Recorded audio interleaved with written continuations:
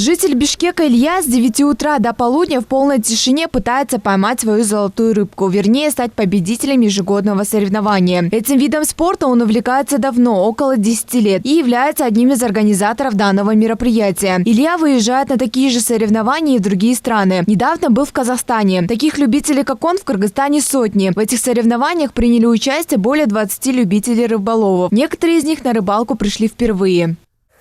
Впервые принимаю участие в этом мероприятии именно у этих организаторов.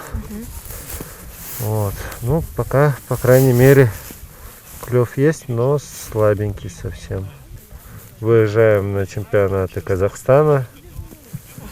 И здесь принимали участие. Также проводим соревнования по бишкекскому окуню, это по ловле спиннингом. И форелевые соревнования. Являюсь одним из организаторов. Некоторые рыболовы подготовились основательно, захватили с собой палатки, еду, газовые обогреватели, в общем, все необходимое для ночлега. В палатках можно греться газовым обогревателем. На полу были установлены мягкие теплые полы. В некоторых палатках даже установлены печи. Ну, обычно на рыбалке нужно терпения много. Некоторые люди сидят по 5-3 часа, но им не клюет. Ну, они просто шумят, там все такое. Ну, главное тут терпение, и все. Ну, не так-то просто, как летом. Зимой маленькие удочки, там, нужно бурить, там, нужно на центр ходить. Все тяжело. Холод, шторм, все может быть. Что угодно. А летом намного легче. Берешь длинные спиннинги и ловишь. Намного легче. Недавно начал. Мероприятие тоже благодаря папе. Первый раз сюда приехал. Мой друг Данил уже не в первый раз ездит. Осенняя хорошо клевала, а в этот раз нет.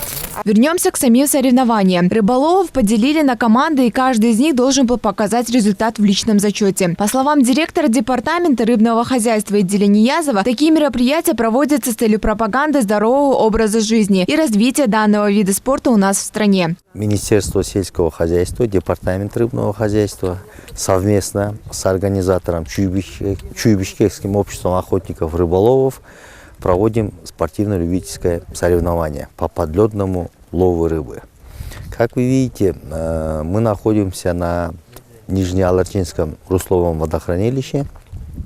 Сегодня здесь рыбаки-любители проводят соревнования. Мероприятие по любительско-спортивному рыболовству прошло на 3 больших водоемах Чуйской области – Сокулукском районе, Высокотинском и Воломединском. Такие соревнования не проводились уже 2 года из-за погодных условий. Мы ежегодно проводим зимой по подледному лову.